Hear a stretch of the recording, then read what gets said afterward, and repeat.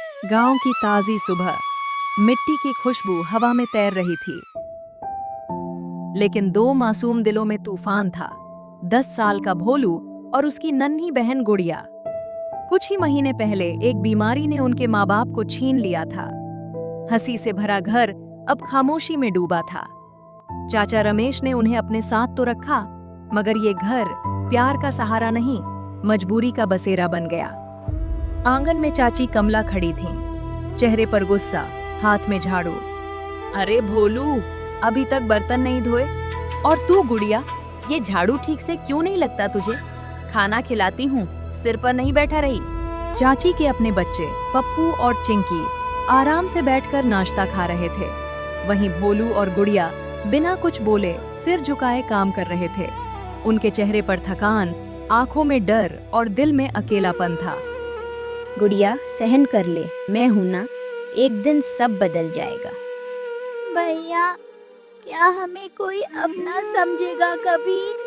भोलू के पास उस सवाल का जवाब नहीं था, लेकिन किस्मत ने उनके लिए कुछ और ही लिखा था। दिन बीतते गए, मगर चाची का रवैया और कठोर होता गया। सुबह उठते ही काम, रात को सोने से पहले भी काम। थोड़ा सा भी चूक हो जाए तो डांट, ताने, चिल्लाना और कभी-कभी मार भी।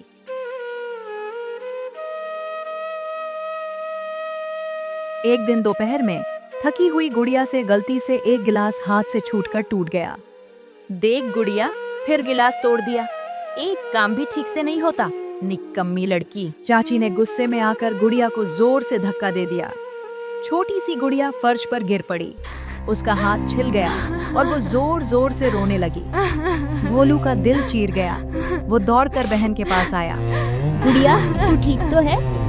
भैया, मुझे बहुत दर्द हो रहा है। चाची ने ताने मारते हुए मुंह मोड़ लिया, जैसे कुछ हुआ ही ना हो। उस रात जब सब सो गए, भोलू बिस्तर पर लेटे लेटे छत देखता रहा। आंसू गालों पर बह रहे थे, पर अंदर कुछ और जल रहा था, इज्जत और अपनेपन की तलाश। रात गहरी हो चुकी थी। भोलू चुपचाप उठा, गुड़िया को जगाया। गुड़िया चल, हम यहाँ से जा रहे हैं, ये घर हमारा नहीं है। पर भैया, कहाँ जाएंगे? पता नहीं, पर यहाँ रहकर रोने से अच्छा है बाहर जाकर कोशिश करना। दोनों ने बिना आवाज किए घर के पिछवाड़े के दरवाजे से बाहर कदम रखा, और अंधेरी रात में उनकी किस्मत ने नई राह पकड़ ली। गांव की सीमा से बाहर एक पुराना पेड़ था। ठंडी हवा चल रही थी, आसमान पर बादल और हल्की सी चांदनी। भोलू और गुड़िया थककर उसी पेड़ के नीचे बैठ गए। गुड़िया कांप रही थी, आंखों से आंसू रुक नहीं रहे थे। भैया, कोई घर नहीं मिलेगा क्या? हमें कौन अपनाएगा? डर मत गुड़िया, भगवान ने हमें यहाँ तक पहुँचाया है, आगे भी रास्ता दिखाएगा। तभी दूर से लालटेन की हल्की सी रोशनी दिखी। एक बूढ़ी औरत, झुकी हुई कमर, सफेद बाल, झुर्रीदार चेहरा, लेकिन आंखों में करुणा की चमक लिए उनकी तरफ बढ़ रही थी। बेटा, तुम दोनों रात के इस समय यहाँ क्यों बैठे हो? तुम्हारा घर कहाँ है? भोलू ने हिचकते हुए सारा हाल सुना दिया। माँ बाप का जाना, चाची का जुल्म और घर छोड़कर आने का कारण। बूढ़ी अम्मा की आंखें भर आईं। अरे मेरे नसीब के बच्चों, चलो मेरे साथ चलो। मेरा घर छोटा है पर दिल बड़ा है। जब तक मेरी सांस चलेगी तुम दोनों भूखे नहीं रहोगे। अम्मा ने दोनों के सिर पर हाथ फेरा, जैसे माँ अपने बच्चों को दुलारती है। भोलू और गुड़िया ने एक दूसरे को देखा। उनकी आंखों में सालों बाद उम्मीद की हल्की सी किरण जगी। अम्मा उन्हें अपने छोटे से घर में ले आईं।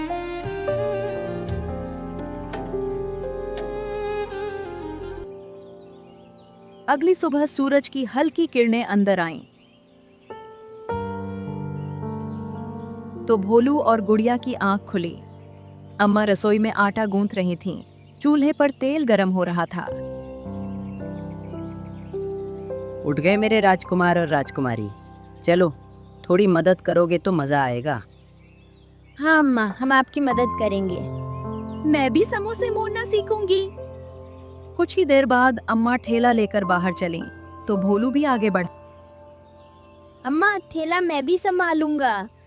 उस दिन से उनकी जिंदगी की नई शुरुआत हो गई।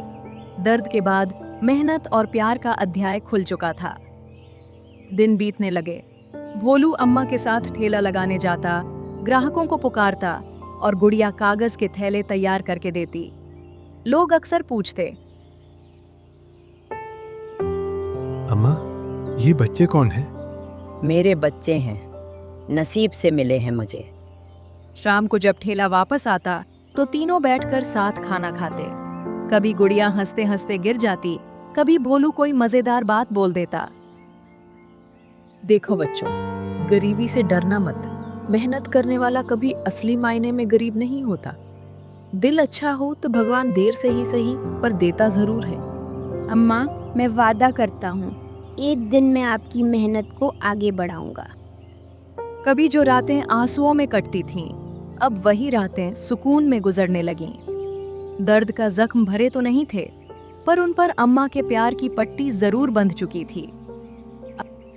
अम्मा ने एक दिन फैसला किया कि बच्चे सिर्फ ठेले पर काम नहीं करेंगे, वे पढ़ेंगे भी। उन्होंने अपनी थोड़ी सी बचत से दोनों का स्कूल में दाखिला करवा दिया। सुबह पढ़ाई, दोपहर को मेरा साथ, दोनों काम साथ चलेंगे तभी जिंदगी बदलेगी। सुबह भोलू और गुड़िया स्कूल की पुरानी यूनिफॉर्म पहनकर निकलते। बैग पुराने थे, लेकिन उनमें नए सपने थे। क्लास में भी भोलू सबसे आगे बैठता, ध्यान से पढ़ाई करता। एक दिन टीचर ने पूछा, भोलू, बड़े होकर क्या बनना चाहते हो? मैं बड़ा होकर अपना बड़ा ढाबा खोलना चाहता हूँ, जहाँ लोग प्यार से खाना खाएं। कई बच्चे हंस दिए, लेकिन टीचर मुस्कुराए। सपना कोई भी हो सकता है भोलू। अगर मेहनत सच्ची हो तो सपना सच भी हो सकता है। भोलू ने उस दिन से अपने मन में एक बीज बो दिया, अपने ढाबे का सपना। साल बीत गए। भोलू अब समझदार नौजवान बन चुका था और गुड़िया एक जिम्मेदार होशियार लड़की। उनका बचपन दर्द से शुरू हुआ था, पर अब उनमें मजबूती, आत्मविश्वास और तजुर्बा था। अम्मा ने बड़ा काम किया है इन दोनों बच्चों को संभाल कर। देखो आज कहाँ पहुंच गए हैं। अब ठेले पर सिर्फ समोसे नहीं, छोटे छोटे नाश्ते, चाय और पराठे भी बनने लगे थे। भोलू ने नई नई रेसिपी सीखी। गुड़िया ग्राहकों से शालीनता से बात करती, हंसकर स्वागत करती। एक दिन रात को बैठकर भोलू ने अपनी पुरानी डायरी खोली और बचत गिनी। गुड़िया अम्मा, अब हमारे पास इतना पैसा हो गया है कि हम छोटा सा ढाबा शुरू कर सकते हैं। सच भैया? तो अब हमारा सपना सच होगा? हाँ बेटा, अब वक्त आ गया है कि तुम दोनों अपनी मंजिल की तरफ पहला बड़ा कदम रखो। वे तीनों देर रात तक जागते रहे, नई जिंदगी के लिए योजनाएं बनाते रहे। किस्मत ने अब करवट बदलना शुरू कर दिया था, लेकिन जिंदगी हमेशा मीठे ही पल नहीं देती। एक सुबह अम्मा की तबीयत बहुत ज्यादा बिगड़ गई। अम्मा, आप ठीक हो जाएंगी ना? हम अभी डॉक्टर के पास लेकर चलते हैं। नहीं रे, मेरी उम्र हो गई, लेकिन मैं बहुत खुश हूँ कि मेरे बच्चे अब अपने पैरों पर खड़े हैं। भोलू, ढाबा खोलना, लोगों को प्यार से खाना खिलाना और कभी किसी को उसकी गरीबी की वजह से नीचा मत दिखाना, ये मेरी आखिरी सीख है। फिर उन्होंने गुड़िया की तरफ देखा। गुड़िया, तू हमेशा इस घर की मुस्कान बनी रहना, रोना नहीं। मैं कहीं नहीं जा रही, तुम्हारे दिल में रहूंगी। कुछ ही देर बाद अम्मा ने एक गहरी सांस ली और शांति से चली गईं। भोलू और गुड़िया फूट फूट कर रो पड़े। उनकी दुनिया फिर से खाली हो गई थी, लेकिन इस बार वे टूटे नहीं, क्योंकि अम्मा का प्यार, उनकी सीख और उनकी विरासत दोनों के दिलों में बस चुकी थी। अम्मा के जाने के बाद कुछ महीनों तक दोनों ने खुद को संभाला और आखिरकार वो दिन आ ही गया जब उनका सपना पहली बार जमीन पर उतरा। एक छोटा सा दुकान ननुमा कमरा किराए पर लिया गया। दीवारों पर चूना, कुछ लकड़ी की टेबलें, 4-5 प्लास्टिक की कुर्सियां। भोलू और गुड़िया ने मिलकर एक बोर्ड बनाया, अम्मा का प्यार भरा ढाबा। भैया, ये सिर्फ नाम नहीं, ये अम्मा की याद है। हाँ, अब जो भी यहाँ खाएगा उसे अम्मा का प्यार जरूर महसूस होगा। ढाबा खुलने के पहले दिन गांव के कई लोग आए। किसी ने जिज्ञासा से, किसी ने प्यार से, किसी ने पुरानी अम्मा की याद में। आज पहली बार तुम्हारे ढाबे पर खाना खा रहे हैं, पर स्वाद तो पुराने अम्मा वाले समोसों जैसा ही है। भोलू रसोई में पराठे बनाता, दाल तड़का तैयार करता। गुड़िया मुस्कुराकर प्लेटें परोसती, पानी देती, बच्चों को प्यार से खिलाती। दिन बीतते गए। अम्मा का प्यार भरा ढाबा अब सिर्फ एक छोटा ढाबा नहीं रहा, एक नाम बनता जा रहा था। सुबह से रात तक भीड़ लगी रहती। लोग कहते, यहाँ खाना ऐसा लगता है जैसे घर में खा रहे हो। इन दोनों के बर्ताव में इतना अपनापन है कि बार बार आने का मन करता है। धीरे धीरे ढाबे की कमाई बढ़ने लगी। उन्होंने ढाबा थोड़ा और बड़ा कर लिया, कुछ और टेबलें लगा दी। उनकी जिंदगी अब संघर्ष से आगे बढ़कर स्थिरता की ओर जा रही थी। उधर गांव के दूसरे छोर पर चाचा रमेश का छोटा व्यापार धीरे धीरे बंद हो चुका था। गलत फैसले, लापरवाही और हालात के कारण उनके पास न काम बचा था न पैसा। चाची कमला, जो कभी दूसरों पर हुक्म चलाती थीं, अब खुद दूसरों के सामने मदद के लिए झिझकते हुए खड़ी होती थीं। कितना बदल गया सब। कभी घर में नौकर रखने लायक हालत थी, आज खुद नौकर बनकर काम मांगना पड़ रहा है। कमला, कर्मों का फल तो मिलना ही था। जिन बच्चों को हमने अपनाया नहीं, शायद भगवान ने भी हमें अकेला छोड़ दिया। उनके बच्चे पप्पू और चिंकी भी बड़े हो चुके थे, पर काम न मिलने से वे भी परेशान थे। एक दिन खाने की तलाश में वे गांव के उस हिस्से की तरफ चले जहां नए खुले ढाबों और दुकानों की लाइन थी। दूर से उन्हें एक बड़ा सा बोर्ड दिखा, अम्मा का प्यार भरा ढाबा। चाची ने अनजाने में पढ़ा और उनके कदम अपने आप उस ढाबे की तरफ बढ़ने लगे। भीड़ भरे ढाबे के अंदर स्वाद की खुशबू के साथ एक अपनापन घुला हुआ था। चाचा चाची अंदर आए। पास ही टेबलों पर सर्व करती, हंसती बोलती गुड़िया। चाची की आंखें फैल गईं, दिल धक से रह गया। ये तो भोलू है और ये गुड़िया। हाँ, वही बच्चे जिन्हें हमने अपनाया नहीं, आज खुद इतना ऊपर पहुंच गए हैं। भोलू ने भीड़ के बीच उनकी झलक देखी। एक पल को वो ठिठक गया।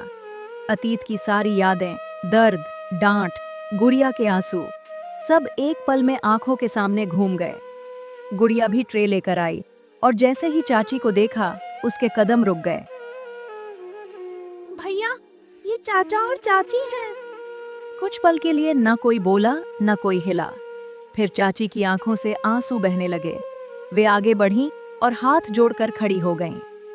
भोलू, गुड़िया, हमने तुम्हारे साथ बहुत बुरा किया।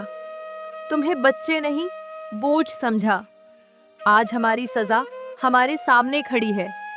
अगर हो सके तो हमें माफ कर दो। बेटा, हम लायक नहीं कि तुमसे नजर भी मिला सकें, पर फिर भी आज तुम्हारे ढाबे पर सिर्फ ग्राहक बनकर नहीं, अपने दोषी बनकर आए हैं। चाची, चाचा, आपने हमारे साथ जो किया वो हम कभी भूल नहीं सकते। पर अम्मा से हमने एक बात सीखी है, किसी के बुरे कर्मों की नकल मत करो। अगर आपको सच में पछतावा है तो हम आपको माफ करते हैं। हाँ, हम माफ करते हैं, पर शर्त ये है कि अब हम सब इंसानियत से साथ रहेंगे, बिना जुल्म के। कुछ देर बाद भोलू ने एक और बड़ा फैसला लिया। चाचा, चाची, अगर आप चाहें तो यहाँ हमारे ढाबे में काम कर सकते हैं। हम अकेले बहुत आगे नहीं जा सकते, परिवार साथ हो तो मजबूती मिलती है। क्या इतने सब के बाद भी तुम हमें काम दोगे? अम्मा कहती थी, परिवार वहीं टूटता है जहाँ माफी की जगह खत्म हो जाती है। हम ऐसा नहीं होने देंगे। पहले खाना खाइए, यहाँ कोई भूखा नहीं जाता। उस दिन के बाद से चाचा रमेश ढाबे की सफाई, सामान की देखभाल करने लगे। चाची रसोई में मदद करने लगीं, सब्जियां काटना, रोटियां बेलना, बर्तन संभालना। धीरे धीरे उन्होंने भी ईमानदारी से काम करना सीख लिया।